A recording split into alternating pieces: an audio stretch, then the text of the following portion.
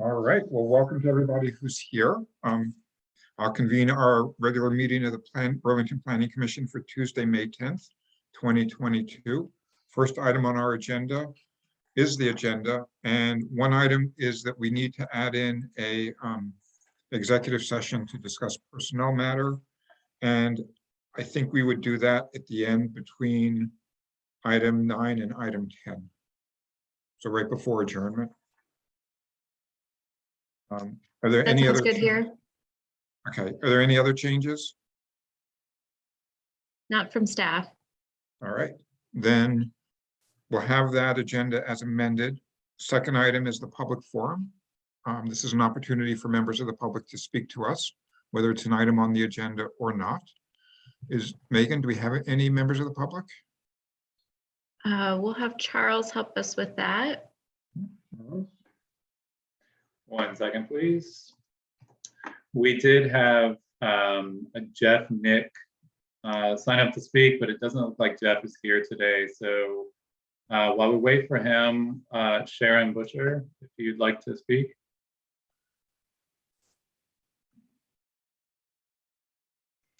Yes, thank you. Thank you, Charles.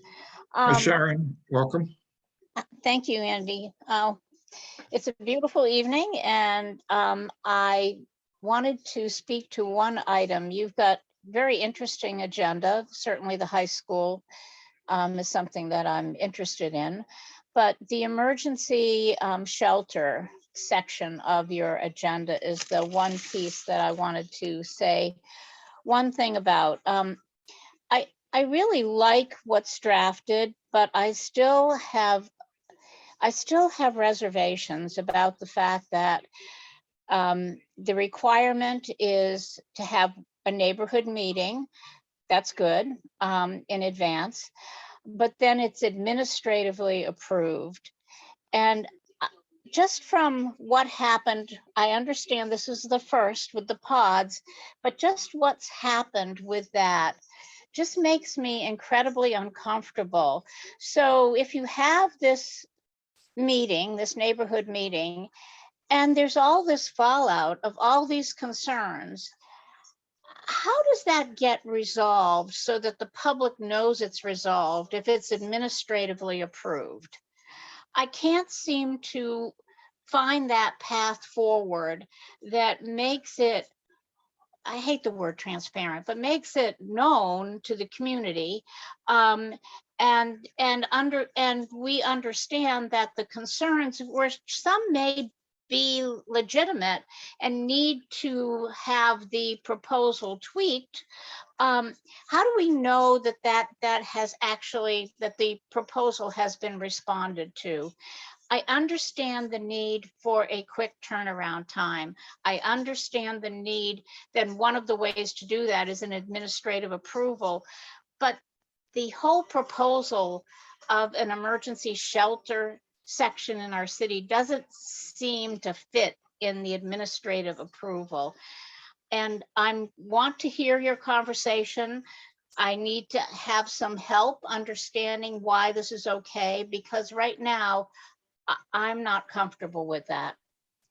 Thank you. Thank you. Charles, anyone else? I do know you mentioned Jeff Nick, that he has a email at the end of our packet. So even if he's not here tonight, he did submit a communication to us. That's right. We do have Randy Burnett. Randy's with the high school, Charles. Okay, great. Sorry about that. In that case, we do not have any other members of the public. Okay. Then we will close the public forum, go on to the chair's report, and I don't have anything to report, so we'll go on to the director's report. Megan. All right, just a couple of things for you all. The first is that I made sure to bring spring back with me from the West Coast. So you're welcome that you're all sitting inside on a beautiful 70-degree night tonight. I attended the National Planning Conference in San Diego last week.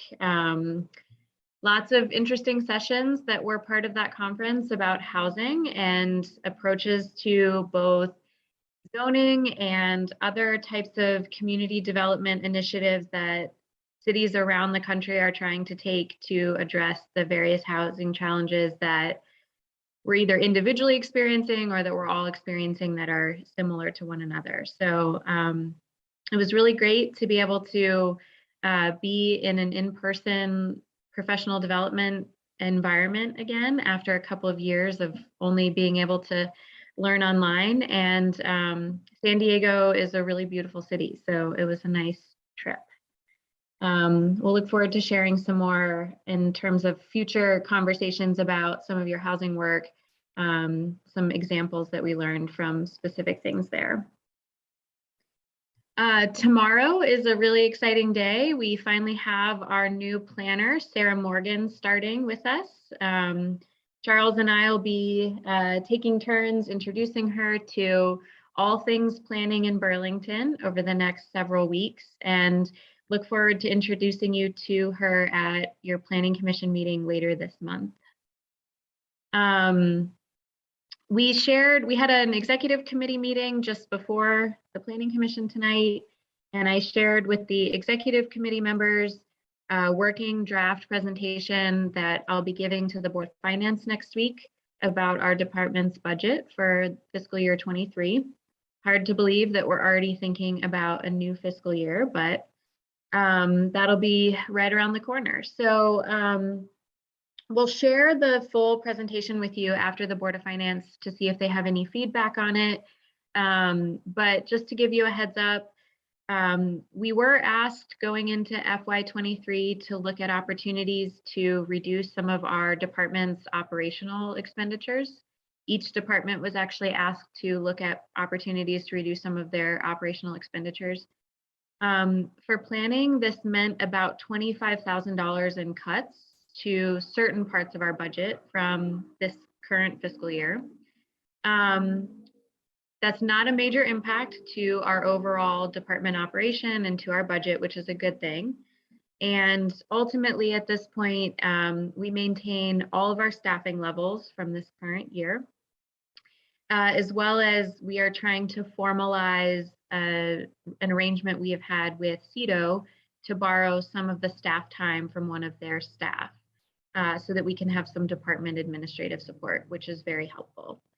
So far, we're looking to be in pretty good shape from that perspective, and we can give you more of an update on how that pans out after the Board of Finance meeting. One thing that I did want to note about the budget for next year is that we do anticipate a lot of the major, I guess, policy initiatives, the ordinance amendments, and other planning projects that we have shared with you before that were on our radar for this year will continue to carry over into next year, just because of the staffing shortages that we've had this year and our ability to continue to move those forward. A lot of them will carry over to next year. But we do have 2 new projects that we have asked for in our budget for next year that I think this commission will be particularly excited about. One is to prepare the historic preservation plan that we've been talking about for a number of years. For the newer commissioners, we have been wanting to address our historic preservation ordinances and resources in the city, and feel that a plan will help give us the foundation for how we make decisions about what's important for us to be addressing from a historic preservation resource perspective going forward. So really exciting to be able to actually have that in a budget proposal. And the other one is something that the council, several of the councilors have been asking us to consider for a number of years, which is a Plan BTV New North End, a neighborhood plan for the north end of the city. So both of those things are in our budget, and we'll look forward to giving you an update on how that goes after the Board of Finance meeting next week. And that's all I have for now, Andy. Good, thank you. Any questions of Megan before we move on? Michael? The TDM study, we're getting close here to the end of this fiscal year. Is that a grant funded study, or is that out of budget, and will that still be able to continue with what you've been asked to do? That is one of the projects that I anticipate carrying over to next year. That project is not grant funded. It was something that general fund money was put into our budget last year for. So we will actually be asking for that money to roll over to next year so that we can do that work. Thank you. All right, so we will close that item and move on to item 5, which is 248A waiver, Redstone Water Tower rehabilitation. Who is speaking to this one? So I will let Charles tee this up, and then we do have Jenna Olson from our Water Resources Department and Haley McClanahan from the City Attorney's Office that will help talk you through this one. Thanks, Megan. So this first item, you'll be reviewing a request from AT&T to waive a non-statutory 30-day comment, intervention, and hearing request period that is required by a 248A procedures order. I will leave it at that and let Jenna Olson from DPW lead the discussion. We're available to answer any planning questions, but I think Jenna is the expert here. So Jenna, if you want to go ahead and speak. Yeah, I'm also in the middle of bath time. So if you hear screaming, that's my small human. So this is a waiver of our 248A process party status. So AT&T is seeking a certificate of public good because they have to move a bunch of telecommunications equipment off the Redstone Water Tower in order for us to do rehabilitation work. So we are essentially waiving our party status to them moving things off the tower in order to accommodate work that we have to do. It's just one of those things that has to go through the Public Utilities Commission. And so in order to expedite that, then we have to seek that waiver, so. And one thing I'll just add, usually Alex asks about these, but you'll probably be familiar with, your packets that include many, many pages of communications, often as a result of either permits that are filed under Act 250 for the state. A lot of times you'll see permits for UVM's work. And sometimes you see requests for, or the opportunity to provide comment on applications in front of the Public Utilities Commission. So that's what this section 248A is you typically receive, a site plan of a pole mounted antenna or something that is really out of sight, out of mind. As a communication, you're afforded an opportunity to weigh in. This is simply asking you to waive that 30-day period to weigh in so that the city can start on its work. Do you know how long this temporary tower is going to be there? What's anticipated?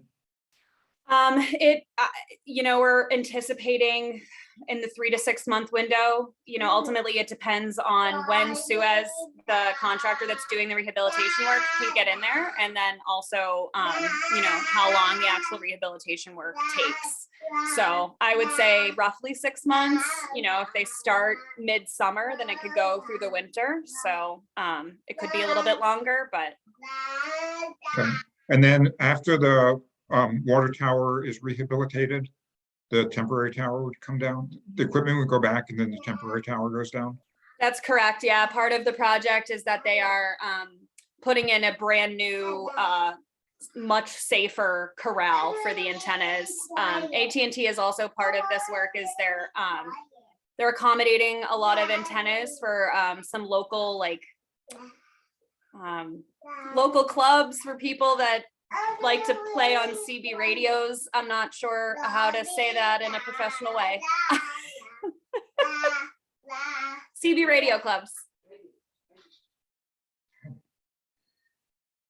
And what is the action that's being asked of us tonight? So ultimately the mayor will be signing this waiver, but you all are being asked to approve a motion granting the waiver. Okay. Any discussion or a motion? Just wondering why we have to waive the 30-day comment period? Is it just because they want to hurry up and start the work? Yeah, unfortunately, AT&T waited until the last minute to seek the approvals that they needed to move this. And so we are trying really hard to still have this work done this summer. If they can't get the approvals on time, then Suez is going to have to reallocate the crew that was going to do the work, and they may have to push it off until summer. It sounds pretty basic, and I'd like to make a motion that we approve this. And I just note that I love how your small human waits till you start talking. To tell everyone that she has to go potty. It's good. Yeah. So we have a motion by Alex. Let me just check in with the other folks. Was that motion sufficient for what you're looking for? The way he phrased it. So, hi, I'm going to just jump in here. Like Megan said, I'm Haley McClanahan. I'm one of the assistant city attorneys. So it's nice to put some faces with names I've seen floating around since joining the city last summer. In the memo that Water Resources submitted to you folks, there's actually some motion language, some recommended motion language for my office there, which is a mouthful. But in some, basically what it's doing is giving a waiver of the 30-day notice and intervention period, an opportunity to formally comment, and then authorizing the mayor to actually go ahead and sign that waiver on the commission's behalf. And I will just note for the commission that this actually went before the city council last night for similar authorization for waiver. So typically the city is the city and we just need one authorization, but under the Public Utility Commission's rules, we've been advised that they really would like to see distinct waivers from both the council and the commission, or distinct approvals rather. So by this motion, essentially the mayor would then have authorization to sign one waiver, but on behalf of both the council and the commission. So the motion language that we're recommending itself is within that memo. And And Thank that's you. on page 9 of your agenda packet. I'm glad I asked. Alex, would you like to redo your motion? can I amend my motion to say that I motion to waive the 30-day comment period to allow this work to go forward on the water tower at the highest point in the city of Burlington, and to authorize the mayor to sign this on behalf of the commission.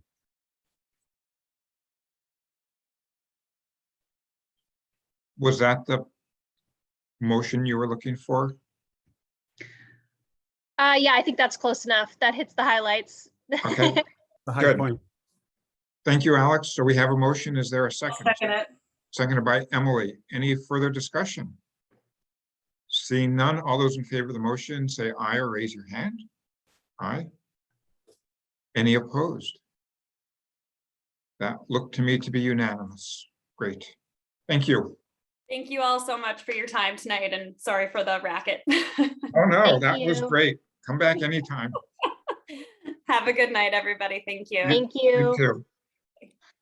We'll move on to item 6, which is proposed CDO amendment, Burlington High School zoning. All right. Oh, Go ahead, Megan. I just want to briefly note that the staff recommendation notes here that you could approve a warning for the May 25th meeting, but we'll have to actually warn that for a later meeting. So just FYI, you will not be warning it.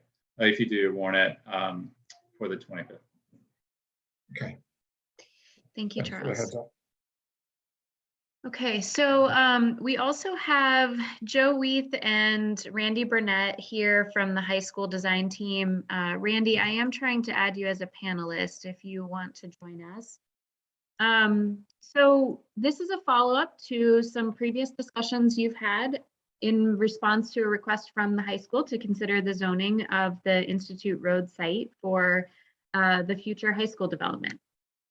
In the past, we have brought to you both a conceptual level and then a more detailed level proposal for how we could amend the zoning for the high school site, which is currently zoned RCO Recreation Conservation today, and how to create a new institutional zone with an Burlington High School specific overlay on it that would help to facilitate that redevelopment. The last time we talked about this, there were a few missing pieces. The design team that's here was really busy at the time, working with the school district and with the board to develop a number of concept proposals that were ultimately presented to the community and to the school board. And now that the school board has selected a preferred alternative to move forward with, the team here has been able to follow up with you to present some additional details about how to facilitate that zoning amendment. So what's in your packet tonight is an update based on those additional details that the district was able to bring forward. I'll briefly go through what those changes are, and then I'll turn it over for the Planning Commission to ask the team any questions or staff any questions, and we can have some discussion about it. So in your agenda packet, you have a memo that includes proposed language for a zoning amendment for the high school. And the first change that you'll see, let me open the correct document. Here we go. The first change that you will see, or detail, I guess, that you'll see filled in here are the details about setbacks and building height that had previously been open-ended when we talked with the district. If you have looked at all at any of the concept plans that the team has been developing and vetting with the school board, you'll understand that there were lots of different permutations for how the site could be laid out, given all of its constraints and the different programming goals that the team was trying to incorporate on the site. So some of these details we're still developing for them when we last talked about this. We sent to you tonight a letter that the team sent to us requesting some of these final details in terms of building height and setbacks from North Avenue for building height. So at the bottom of page 14, in the language that talks about specific regulations that could apply to the Burlington High School campus overlay, you'll see some details at the bottom of the page under building height. The team has clarified their request that we allow for buildings up to 60 feet in height, with buildings potentially up to 80 feet in height as you move away from North Avenue, further to the west from North Avenue. So beyond 100 feet back from the property line of North Avenue to allow for a staggered height limit for those buildings. We've discussed in the past that part of this has to do with the fact that there are many slopes present on the high school campus property. And our ordinance requires that building height be measured at intervals along that slope. So part of this is to help facilitate the creation of a large building on a large site that has a lot of sloping conditions. To help the high school facilitate kind of having level floors throughout a building across a large building span. So this is also then intended to help facilitate different height limits closer to the avenue and allow for taller height limits as you move further from the avenue. Again, thinking just about the presence of a building close to the street and how a building could kind of move along the grade as you move away from the avenue on Institute Road. So I'll let the team talk a little bit more about that, especially if you have questions about how they came to these numbers. But that is one of the details that has been filled in since you saw this last. At the top of page 15, you'll see a map that shows where that 100-foot setback would be from North Avenue on the properties associated with the Burlington High School campus. So this red line illustrates that 100-foot setback where the height could change from 60 to 80 feet from the avenue. Another detail that we were continuing to work on with the high school team was just what the kind of program of the space might look like. And this is something that the commission talked about, I think both times that you talked about this potential amendment. Just what other uses could be allowed on a site along with a high school. So the language at the bottom of page 15 seeks to clarify that we are primarily trying to promote and permit school uses. school uses at every grade level in the primary through high school range.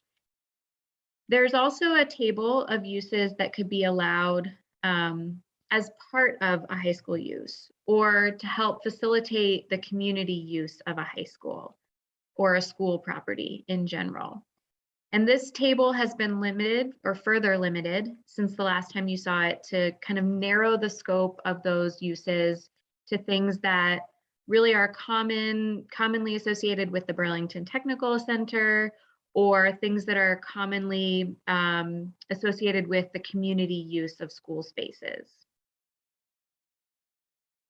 We do have a suggestion here to amend the language just slightly that allows and explicitly recognizes that these uses could be permitted as part of a community's use of these spaces, as well as part of the educational program. So I can talk to you more specifically about that here in just a second.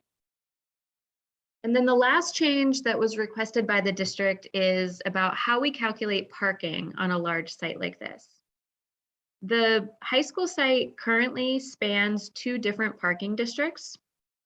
You might remember that when we created the downtown multimodal mixed use district, which was intended to remove minimum on-site parking requirements, that applied along all of our major corridors in the city, a certain distance from the street. So that applies to these properties that the school district or that the high school is in, and means that the school really spans 2 different parking districts. So just anticipating the potential that a building could be located partially in one parking district and partially in another parking district, the school district has requested that we consider a different way of calculating the parking for a site like this, which in their request is that they use the parking district where the majority of the building is located. So those are the 3 changes that are included in this amendment since the last time you saw it. And like I said before, happy to take any questions from a staff perspective, or Joe and Randy can help answer any questions from the district.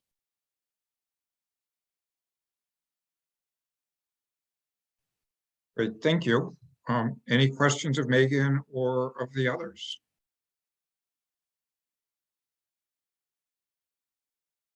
No questions? Looks like you guys did a lot of what we had asked. Michael? Oh, I just had a question on the permitted uses. I wondered, I see the cafe use.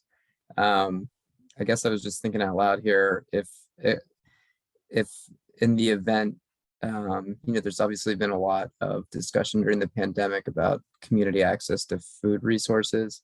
And in the event the cafeteria was somehow open to the public, if that might need to be more explicitly identified as a permitted use. Yeah, that's a great question. And actually, we can come back to that language that I had mentioned before. So the question you're asking is similar to one that Joe had asked us. Sorry, my windows are open and there's loud traffic on the Beltline right now. So, Joe had a similar concern that the way that this is worded is that a cafe is only allowed when it's part of the educational program of one of these facilities. And, he brought up other examples of how the school district opens its doors at school sites to allow for community groups to use it for lectures or classes or, whatever the case may be. And we want to enable that to happen. So we actually propose that the line that says, when part of the educational program, be modified to say, when part of the educational program or within a school facility, that these would be permitted uses. Hey, and can you identify a page number for me just so I can Sure. see that line? We're talking 15. about page 15, the bottom of page 15 of your agenda packet. Right above the chart that says permitted uses, there's a sentence that says, when part of the educational program associated with a school use, comma, and we would insert or located within a school facility, comma, the following uses may be permit or shall be permitted. I think that makes sense. That was a Um, good question, Michael. Thank you. Any other questions or comments? Alex? I have a couple of questions. First, the minor one is, I liked option D. Did that not get much traction because of the price tag? Because the design was pretty cool, I thought, pretty attractive. Is that what happened to it? Yeah, I mean, actually, option D was, a lot of people liked option D. We did a survey. We also, reached out to the community, got a lot of input, and the two options that were favored the most was option D and then also option C. But then we also asked the question, which option do you prefer the least? And option D was almost 50% of the respondents. And I think the biggest concern there was just the risk that was involved with that particular option, particularly having to relocate the road and the time it would take to do that would risk the aggressive timeline that the district has to get this designed and permitted and constructed and open. Wow. And then the other part of it too was just the cost. It was the most expensive of the 5 options that we looked at. And so really it was just a combination of the cost and the risk. Thank you. So the other question I have is what's with the proposed future development? Because that's the one that gets you to right up against the setback line, right? Like, what is contemplated for that dotted line part? I'm sorry, I'm not following your question. In option C, it's proposed future expansion Yes. is the component that seems to bring it closer to the setback line. Yes. Yeah. We, I think in all of the options, we identified an area for future expansion if and when that's needed. So for that option C, which is the one that the school board has chosen to advance, we do show an area where I don't know how many square feet we're contemplating in that area. Maybe Randy knows, but that would be the area where we would do the expansion. And you're right, it would bring it closer to North Avenue.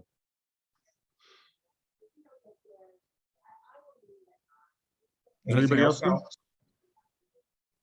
So I did have a question that I had mentioned to Joe that I wondered if Randy and Joe could share with all of you, is just in their concept planning, how they arrived at the request for the building height setback to be located at 100 feet from the avenue.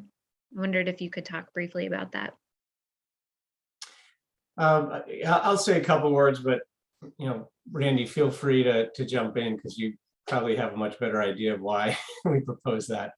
But it really just boils down to the size of this building and how it can be situated on the lot.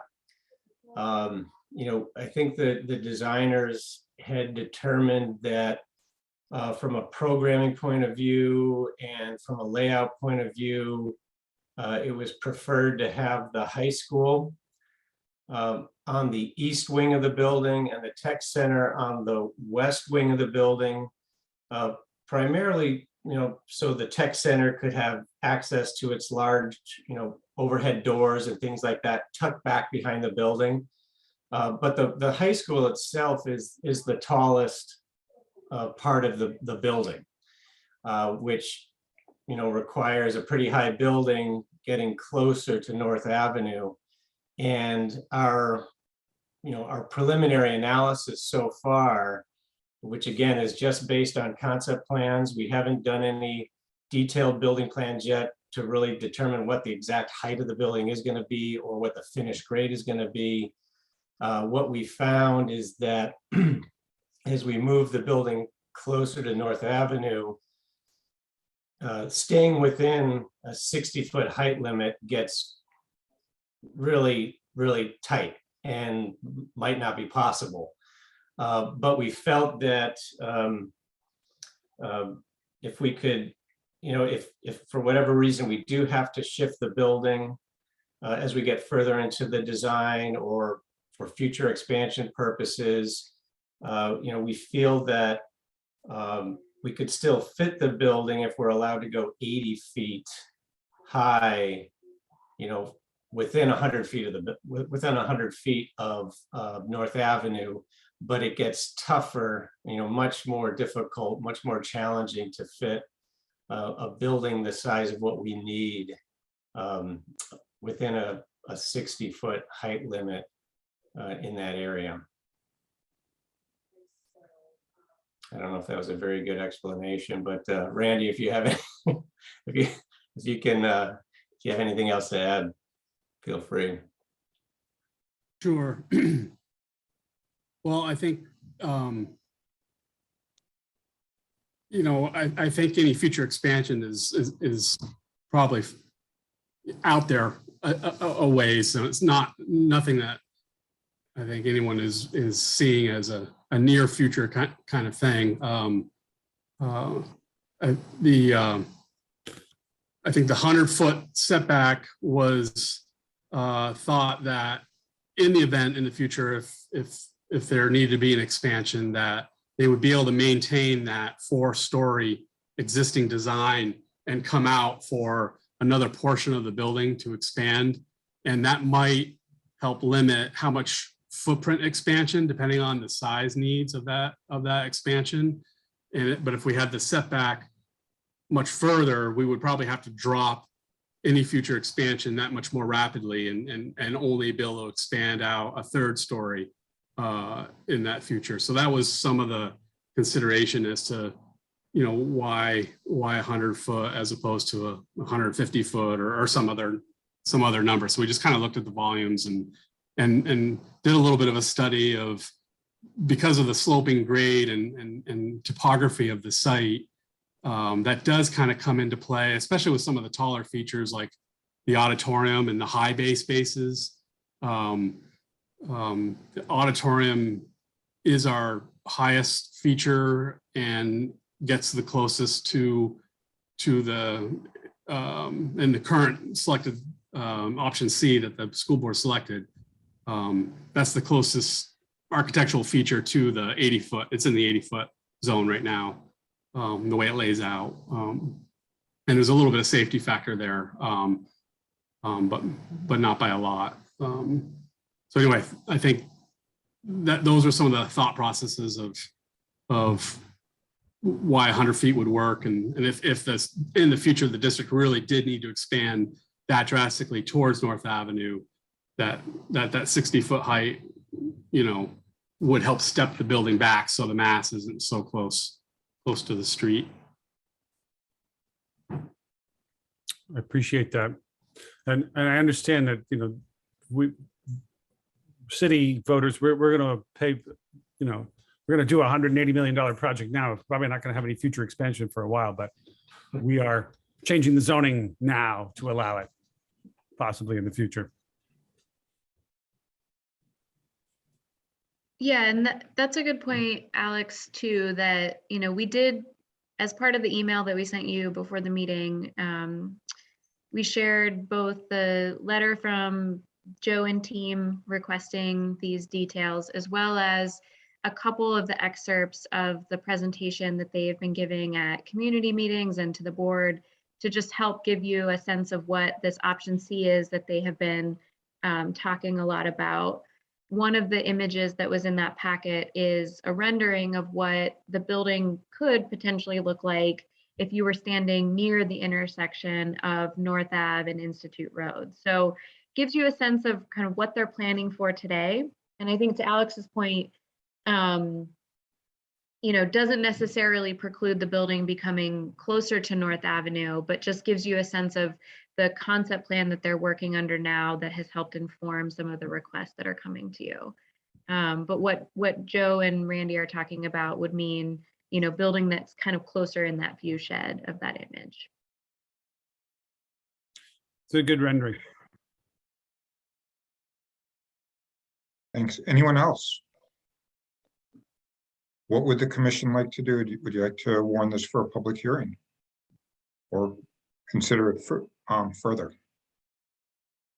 I think we should warn it, but not for May 25th, according to Charles.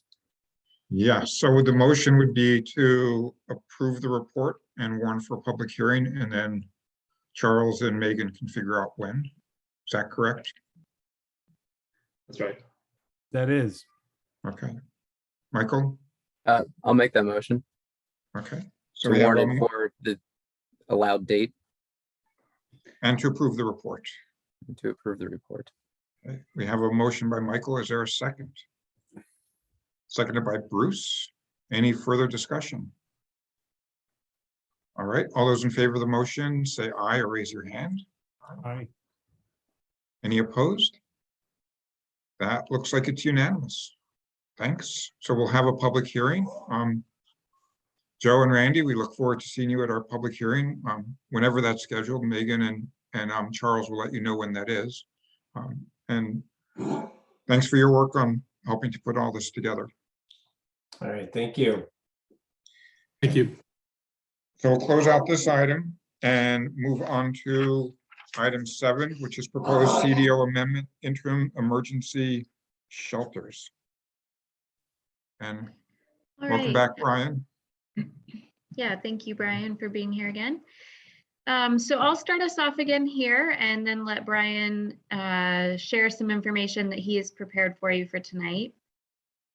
So at our last meeting, we continued our discussion about this potential amendment to change the permitting requirements for temporary emergency facilities and covered a lot of territory in terms of the aspects of this amendment that you all had requested some changes to. Coming out of that meeting, there were a few additional changes that you had asked us to make, which have been incorporated here in the ordinance that's in your packet, beginning on page 22. The ordinance language itself, really, the meat of the ordinance really starts on page 24. The first change was that there was a request by some of the commissioners to consider taking the city's recreation and conservation districts off the table entirely as facility or as zoning districts where these interim emergency facilities could be located.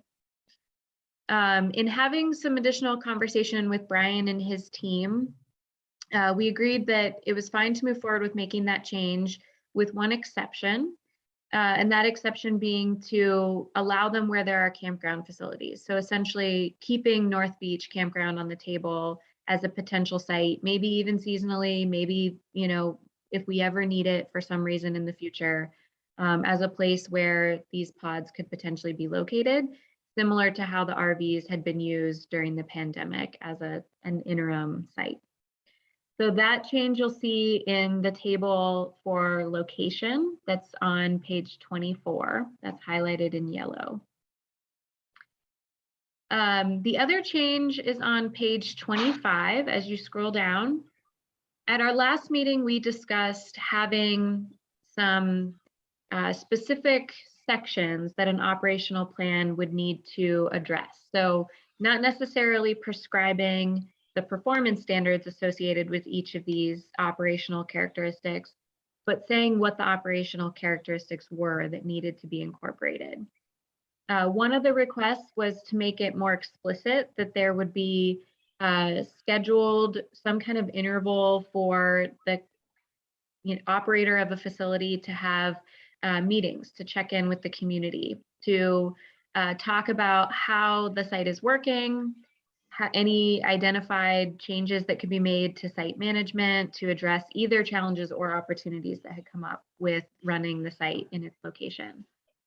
So we added some language there to say that the operations plan needs to identify a schedule for having those community check-in meetings, and that needs to happen, between the reapplication period. So we're not just waiting for them to submit the application again at the end of the year, that it needs to happen at some point in between that.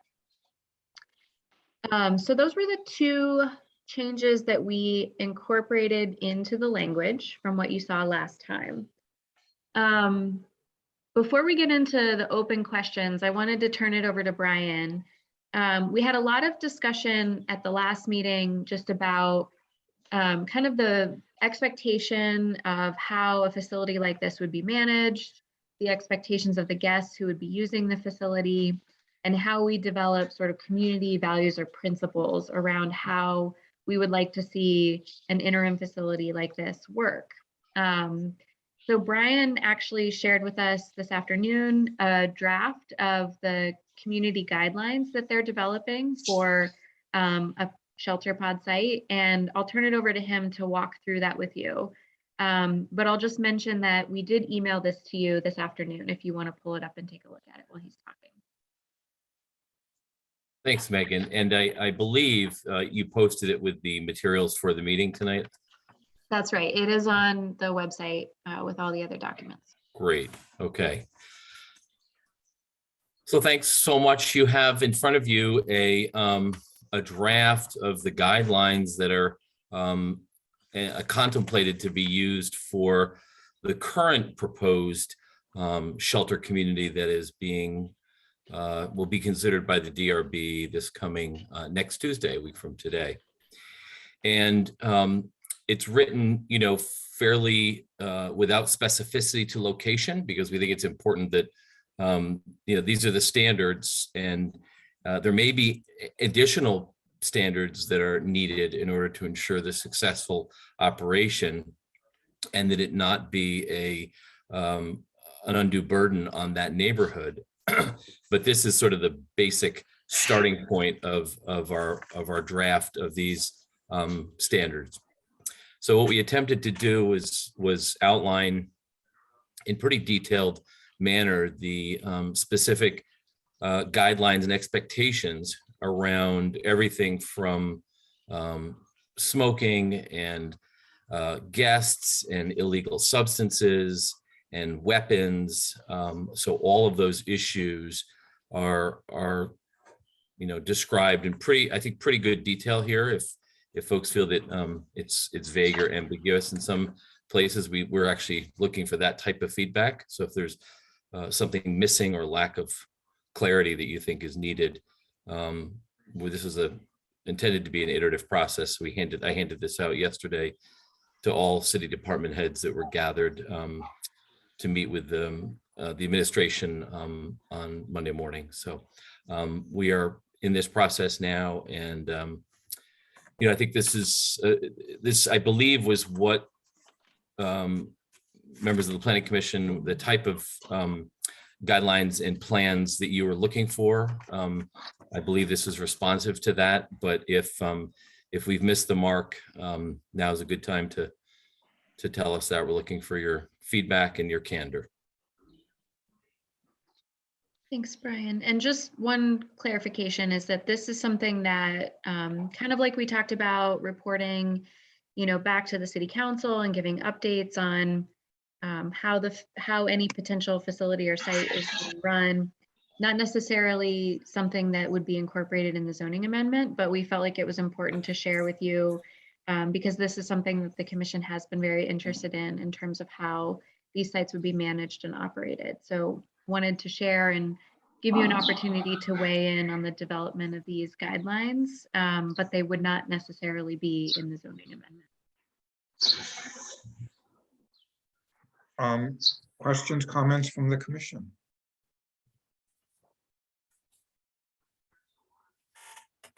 Anyone want to weigh in? Michael?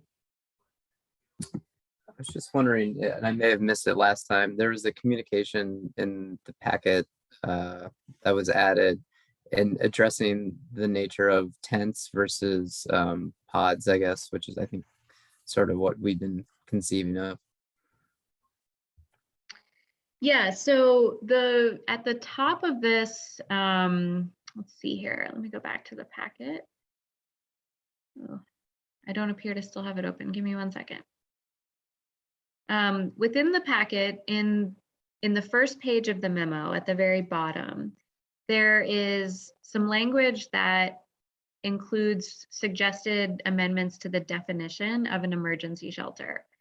And the emergency shelter definition is intended to be broad in terms of facilitating different types of temporary facilities. So as we talked at our last meeting, this could take the form of something like a tent. It could take the form of a pod. It could be a hotel. It could be the temporary use of any type of permanent facility itself that's not intended to be permanently converted. So the change to the definition is intended to be broad in order to facilitate different manifestations of an emergency shelter that we could see. I think that the distinction, Michael, you might be looking for is a tent that somebody brings themselves and puts up versus like tent-like structure that is provided as part of the pod community. Is that correct? No, I think I just missed it last time. And I think it relates back to the conversation we were having about the nature of temporary, if it is in fact going to be a tent. Yeah, I mean, I think that you could imagine that a tent may be the most temporary potential deployment of an interim emergency shelter. But the purpose here, or not the purpose, but one of the key factors that is part of this definition, regardless of what the physical structures look like that are, or what the physical structure types are, is that it's a facility that is managed. This wouldn't expand the definition so broadly that informal camping by groups of people without any management would become permitted.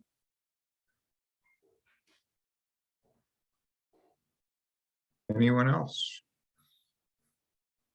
Yes, Andy, can you hear me? Yes, go ahead, Yves. So let's back up a little bit. Where did North Beach come out of? In terms of why we have included it here? Yeah.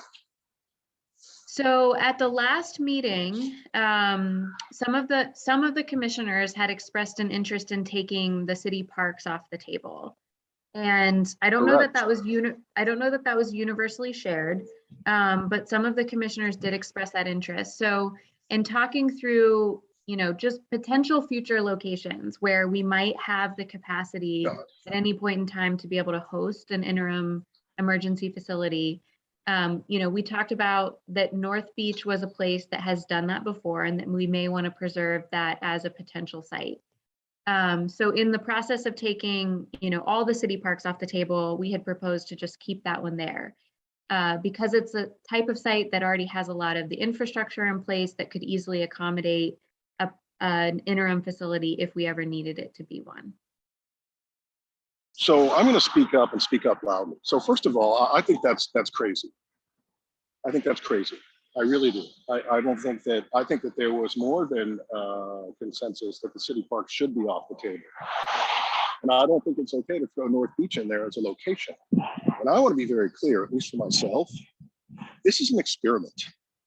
I personally, as a planning commissioner, I don't want to hear about another one or another location until this one has at least a year of success under its belt. Because otherwise, we're just sailing into the storm again. I mean, as my understanding is nobody who's agreed to manage these things. No one wants to touch them. The community as a whole seems to be saying they don't like the idea, and yet we're moving forward. I mean, no, North Beach, that's one of the most popular tourist destinations in the summertime. We need revenue as a city. We need people to come here. That is so poorly thought through. Yeah, and Yves, just like all of the other locations in the city that we've talked about, potentially looking at, sites within the enterprise zoning district, sites within the downtown district.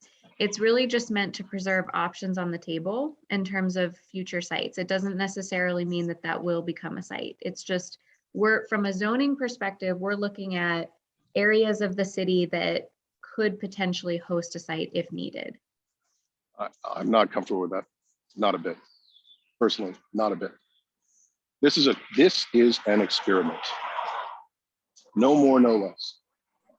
So opening it up to other sites already, when this one has not even started, and we're not even close because no one will manage it, I think I honestly, in my humble opinion, that's poor planning. Go around, Bruce. You know, I want to, Sharon Busher's comment early on in our meeting really resonated with me. I think the problem is our process here, because it effectively shuts out all meaningful community input. We're going to have sort of a show presentation, but there's no assurance that any of the comment in the presentation at the NPAs would be incorporated into anything at the site, at the pods, and that the proposal really doesn't fit with what administrative approval is intended to do. They're items that are really very minimal externalities. It's about signs and awnings, and this could have a substantial one. And I thought Sharon's point that it discounts that community input could have a real impact, and that includes DRB's impact. And I think we've thrown out DRB completely because we didn't like how the standards were written to fit these particular pods. And I think that's a big mistake. I think DRB could dramatically improve on it based on the history of prior pods sites, for example. So that's why I'm not supportive. And I also think it's a huge consolidation of administrative power. This administration's very good one, but as we set up a precedent here, if you think about this, the developer has written the ordinance, is the applicant, approves the ordinance, and enforces the ordinance. And in the context of something that's completely citywide and go anywhere that a residential home can be built, that's tremendous power. And I think it's too much on an administrative level. Anyone else?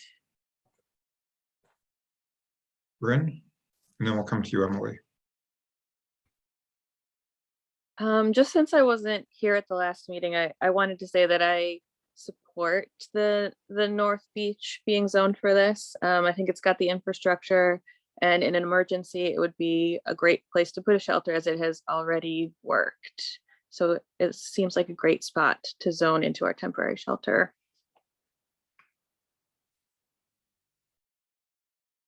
Anyone else? Emily. It occurred to me that we could also think of the emergency shelter being used for other things besides homeless people. You know, we do deal with climate change, and other communities have dealt with things like Katrina and disasters that have happened and had to act very quickly to provide shelter for everyday residents. So I do want to offer that maybe we need to take like the population out of the equation when we're thinking about the policy that we're making, and think of this broadly, that we could find ourselves in a situation where you and I and everyday neighbors, there's a fire that rages through a neighborhood. Look at the forest fires that's happening in California and things like that, with entire communities being displaced. So that, this zoning may not just be for homeless people who, have, we've experienced these externalities of behavior from this population that we're concerned about, that, the Old North End, part of the Old North End could burn down and people could need to live on North Beach. And I think we need to make it okay to put temporary housing there in an emergency. Alex? Agree with Bryn and Emily, but what if Tropical Storm Irene hadn't stopped, had come a little further north and west in 2011. So I agree. Michael? So what can someone inform me as to if North Beach hasn't been used in the past, what under what authority was that done and how was that process undertaken? And I'll tell you just where I'm going is I think the same thing with the Elmwood Ave. It seems like to me we have processes in place by which to find locations for these policy objectives. And so we've spent so much time on this, and it is so tricky because it raises so many questions, but it does seem like there's methods already in place by which to find locations for these uses. And so I guess just what was used with North Beach, and again, are we kind of spinning our wheels on something that maybe is nice to have but not needed? Yeah, that's a good question. And so I don't know if Brian or Charles want to answer that question, if you've talked to Samantha about this recently. Go ahead, Brian. I can add that North Beach was under the governor's emergency order, so that was viewed as allowable in that instance. We're no longer under that emergency order. Right, and I think that that's the case in all of these situations. You know, even dating as far back as discussions about Sears Lane, it was always understood that, you know, using these sites temporarily for housing, even if that housing is very interim, was a zoning violation. And that has always been a tricky part of any of these sort of temporary shelter locations. So we're trying to create a situation in which we're not, you know, violating our local ordinances. I guess one thing I'm mindful of when we talk about temporary, this isn't really temporary, is what it feels like to me. It's a 3-year site that could be used up to 3 years. And to me, you know, when we talk about an emergency situation, emergencies come and they go. And this is saying, yeah, you could do it for that purpose, but we can also do it for a lot of other purposes that could be there for 3 years.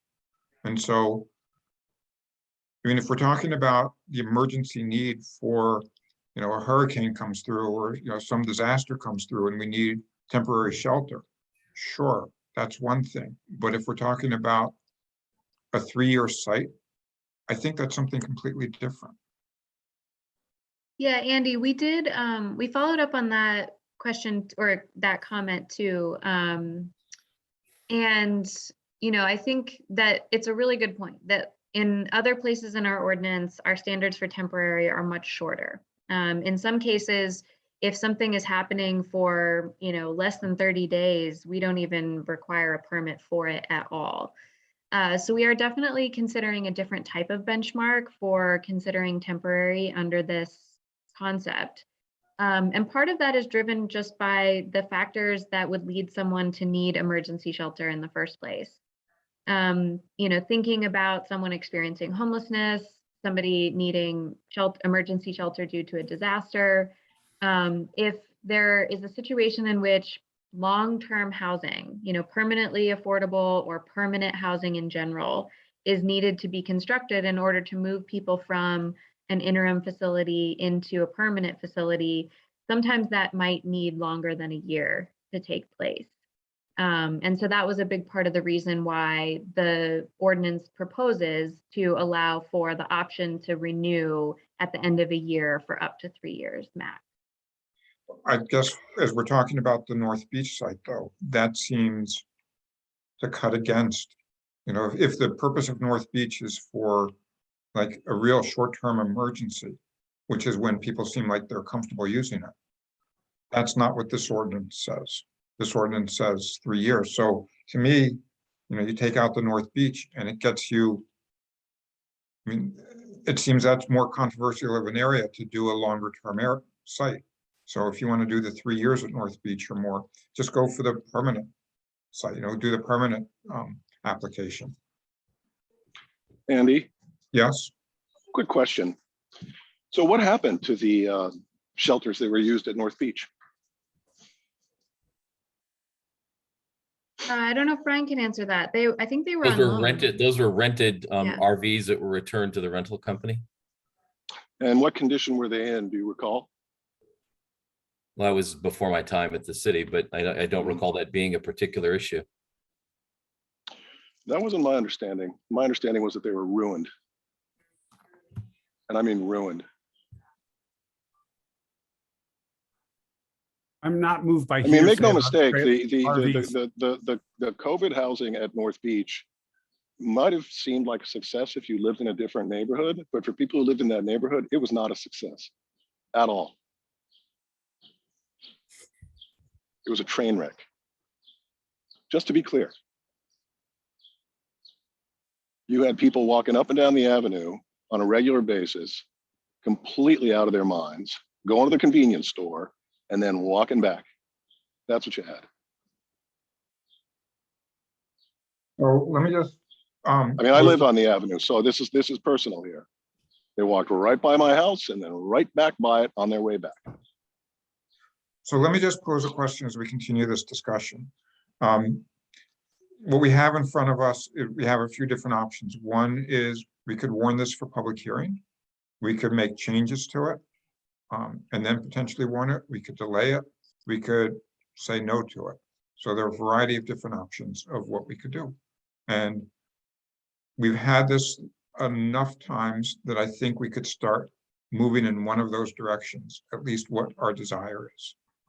And so as you speak, if you could, if you have thoughts on that, it would be helpful to know what direction you're leaning in. So Emily, I think you were first. Your hand up. And if you want to talk about something different, that's also. Sure. I mean, I guess I wanted to just respond to Eve's comments and say that I also lived next to an emergency shelter that was at the, the current YMCA site, formerly the Ethan Allen Club. And yeah, there were huge problems. There were, sirens and drunk people walking around and fire trucks and issues. And yes, the homeless population, that maybe they ruined the RVs. This is a part of our community, is a group of people who have some really serious problems, so serious that they're homeless. And I don't think abandoning them and not addressing the issue is going to help solve it. And unfortunately, it means that somebody has to live next to the low barrier shelter.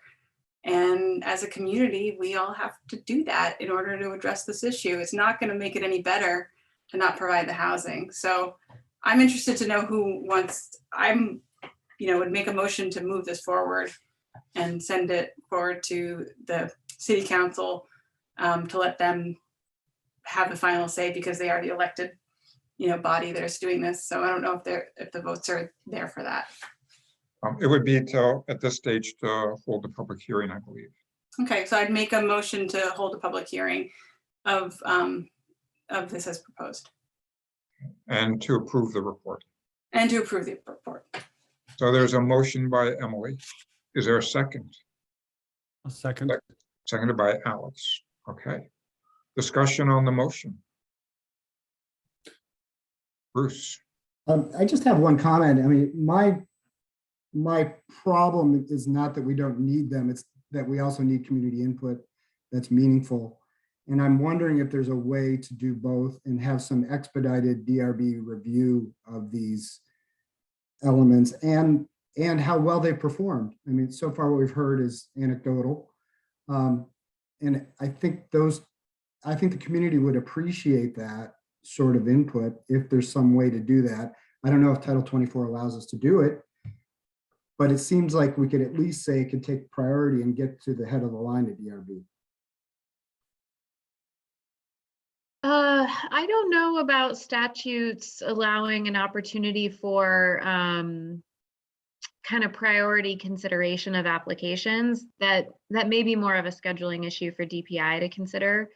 And Bruce, I know you've brought this up in the past, and I think one of the rubs with this approach is, as you've pointed out before, we do have precedent in our ordinances for places where the DRB has review, but has a more expedited review, such as under the form code for areas of the city that are enabled to apply for discretionary height. But as you pointed out, the standards that the DRB is using under that review is not necessarily discretionary based on the community's input, but they're actually looking at very prescriptive standards in terms of what that building design and massing should look like at that discretionary height.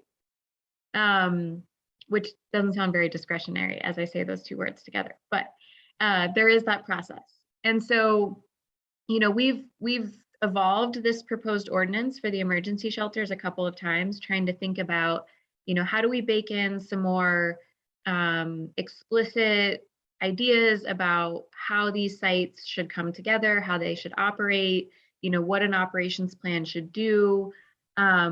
But as we've talked about before, some of the specific details about the exact performance standards related to each of those operational criteria could depend site to site. So it's a little bit harder to think about how we get to that very kind of prescriptive nature in terms of how the DRB would use that as a rubric for something like this when they could vary so much.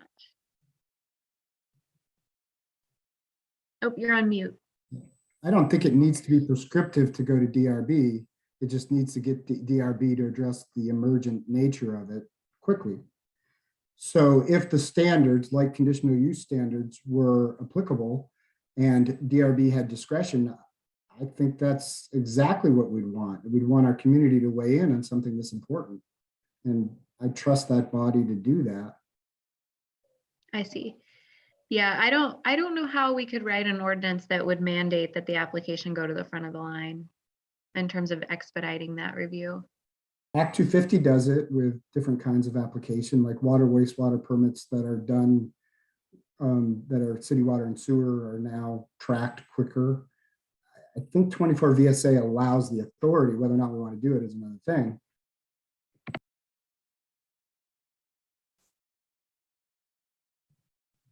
Anyone else? So Alex? my question is, we warn this for public hearing. Does this mean at the public hearing, we're going to have the same discussion we had tonight? Like, you know, so we wait on it, you know, 2 weeks or a month? Well, presumably there'll be hopefully members of the public who will come and weigh in. And so we will hear their perspectives as well. Yeah, Assuming that's it goes right. to public. Yep. So, you know, you've had public hearings on a wide variety of issues, ranging from issues where you've heard lots of public feedback and made changes after your public hearing before referring it to council, all the way to, you know, not really hearing any feedback and just moving it on as is with little discussion. So the purpose is really for you to, if you feel that you're at a point where you would like to receive public feedback because you're willing to consider forwarding it to city council, that's the purpose of the public hearing. Talking about what changes would, you know, members of the commission would like to see in order to feel comfortable with this, moving it to city council. That is my question for my fellow commissioners. Michael? Yeah, I have two thoughts. One, I think I brought up a couple times, and it seems to me like there is a need for this. I've kind of poked at it a couple different ways and had some thoughts similar to Bruce, in that Elmwood Ave is proceeding under an existing structure that will involve the DRB, I suppose. But it does seem like there is need for a separate way, a separate authorization process. But what has been another sticking point for me is just that, you know, to do permanent supportive housing is difficult. It takes time, effort. And if you have 500,000, $1 million, doing something that is temporary in nature is always going to be easy. And so perhaps we get perverse incentives. And I think particularly when it can be there for up to 3 years, I think it's just too long for me to move forward with this. Kind of consistent with Andy's thinking, I'd really like to see something that's shorter in the event that you can respond more quickly to you know, potential issues we can't foresee at this point. And also just the nature of an emergency situation being not 3 years long, understanding that you have a 1-year reauthorization period. So in some ways, I think 6 months would be appropriate because it's coterminous with the length in which people can stay there, 180 days with the 60-day extension. So maybe it's 240 days, I don't know, 270 days. But I think I just think it needs to be shorter to achieve the ultimate objectives and sort of not result in some unintended consequences. Anyone else? I think you have to take North Beach off the table. I'm livid, frankly, that got thrown into the mix at the last minute. That's a completely different element than talking about just shelter pods on Elmwood Avenue. That's a completely different and much broader topic.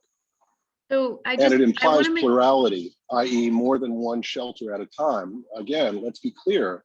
Personally, I am not comfortable with more than one of these. Let's see how it works. Rather, it's just like defund the police. You know, we cut the police and now we're like, oh my God, what have we done? We are entering into uncharted territory. No one's going to step up and manage this. Nobody. Shouldn't happen. That we should tiptoe our way rather than leap forward. I'm sorry, but I'm just adamant about that North Beach. So one thing I just want to make sure is clear based on Eve's point there. You know, ever since we've been talking about this, North Beach has been on the table because it's in our RCO RG zoning district. So the only reason that we're having a more explicit discussion about North Beach is because there were some commissioners last time that wanted to take that entire zoning district off the table, which would have included taking North Beach off the table as well. So this was only, the clarification there was only to make sure that we could maintain the opportunity for what is already an existing campground in the city to potentially be a site in the future. Just for one clarification, when you talk about North Beach, is it North Beach or is it just the campground portion of it? The way that the language is worded says within an existing city campground. So it would be limited to the campground itself. Anyone else?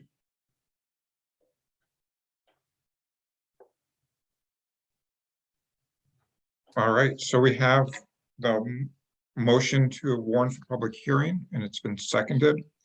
I'll just say, I'm going to support going to the public hearing. I'm not sure how I'm going to react to the public hearing and what my vote will be later on, but I am curious to hear what people have to say.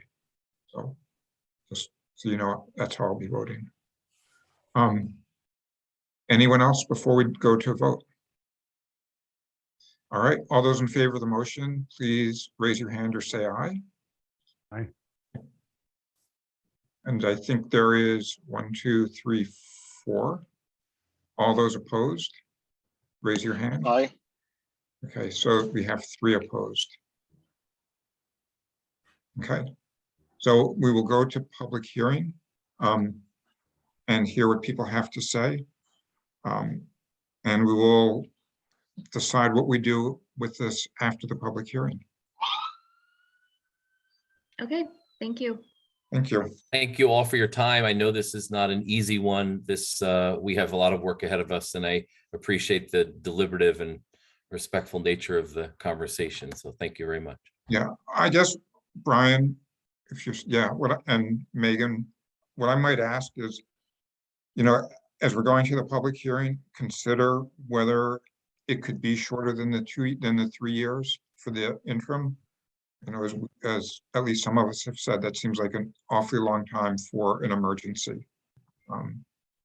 And to be able to have transition away from emergency shelter like that, you know, with much shorter than a 3-year period. We will see what the comments are at the public hearing. Okay, sounds good. Thank you. Thank you. Thanks, Brian. We will move on to close out item and move on to item 8, which are commissioner items. Our next meeting is May 24th. No, it's been scheduled to May 25th. Wednesday, May 25th at 6:30. Yeah, thank you for your willingness to move that too. I think I have 4 night meetings that week. And I Wow. wasn't going to be able to be in 2 places at once on Tuesday. So. Are there any other commissioner items? Okay, then we'll move on to item 9, which are minutes and communications. Is there a motion to approve the minutes and accept the communications? I would move that we accept the minutes and communications or approve them. All right, motion by Alex. Is there a second? Seconded by Bryn. All those in favor of approving the minutes and accepting communications, say aye. Aye. Any opposed? Aye. That's unanimous. So now we're on to item 9A, which is personnel matter that we need to go into executive session for. So could we have a motion to go into executive session to discuss personnel matter? I have a question about that. There's a Yes. link for a new zone. There's a new link for a new Zoom that's in an email. Is that right? Okay. Yeah, Okay. that's correct. Would you like me to speak to that, Andy, before the Um, motion? Yes. Okay. And one thing on this motion, Megan would be invited at least to the beginning of this one. Go Okay, ahead, Megan. so the email that you got tonight included a link to an alternative Zoom. And that is so that you have a Zoom that isn't publicly accessible for your executive session. So what we'll do is once you convene make the motion and approve the motion to convene the executive session, we'll end this meeting. We'll reconvene on the other Zoom link. And you can ignore the second bullet of the email. We won't be coming back here because you don't need to do minutes and communications after. We've already done that. So we'll just end on that other Zoom link. So we had, Emily, you made the motion, I think. I Did you- will make a motion. Okay. To move, to end this meeting and to move into executive session. To discuss personnel matter. Just discuss a personnel matter. Thank you. Motion by Emily and a second by Alex. Thank you. All those in favor of going into executive session and inviting Megan to join us, please say aye or raise your hand. Aye. Aye. Opposed? Great. We will go into executive session and see you all there shortly. All right. Thank you, Charles. Thanks, Charles. Thanks, everybody. Good night.